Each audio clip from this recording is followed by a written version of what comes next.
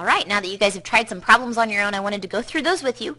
This first one says that line M is a tangent to the circle, so it is intersecting at this point.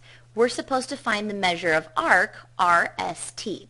Well, when we have a tangent and a chord that are intersecting on that circle at that point of tangency, we know it's similar to when we had the intercepted angle. We're looking here at this angle measure should be 1/2 of the intercepted arc.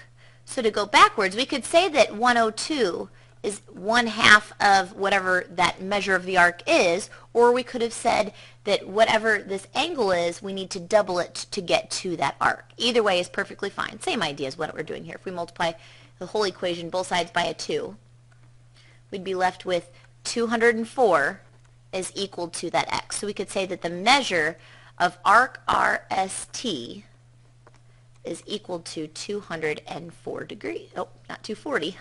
204. 204 degrees. All right, this next one that you guys had, now we've got a couple things in terms of x, but same relationship is true.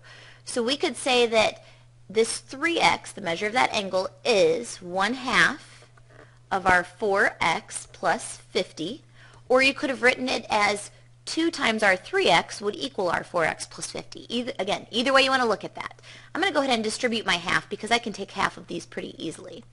So 3x is equal to our 2x plus 50, plus 25. And then from there, again, if I'm trying to get the x by itself, subtract 2x, so x is 25. Now, they didn't really just ask for what is x. They asked for the measure of the angle CBD.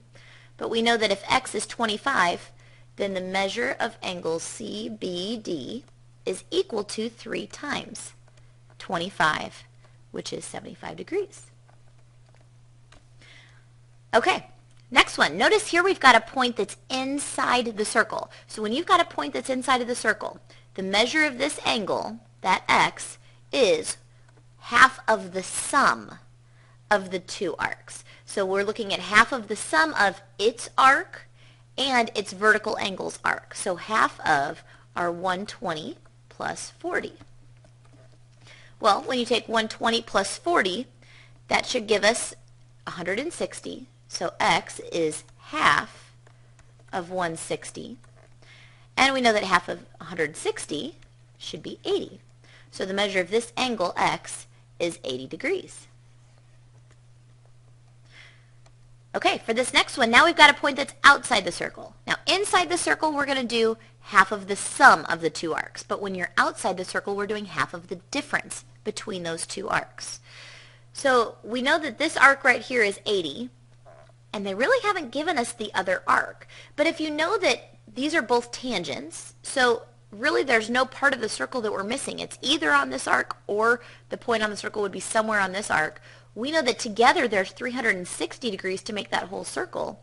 So that would leave, if I take 360 degrees minus the 80 degrees that we are already accounting for, that leaves us with 280 degrees left for this arc. So when we're trying to find the measure of angle RPS, this angle right here, I'm going to call it x for right now, x will equal half of the difference between these two arcs. I always want to do the larger minus the smaller. So half of my 280 minus 80. So that angle is going to be half of 200. So we know that that angle is going to be 100 degrees. So again, we're going to write that as the measure of angle RPS is 100. Now to find y, we know that this is a point on the circle, so we're really looking at it's going to be half of its intercepted arc. But if you take a look at this one, its intercepted arc is consisted of 78 and this other little arc that we don't know. Well, if we go ahead and add up all of the arcs that we have and subtract from 180, hopefully you guys found that this arc right here was 82. So really the whole arc together, if I take my 78 plus the 82 using some arc addition postulate, you'll get 160. So to find y, we should end up doing half of 160, which would give us a y value of 80.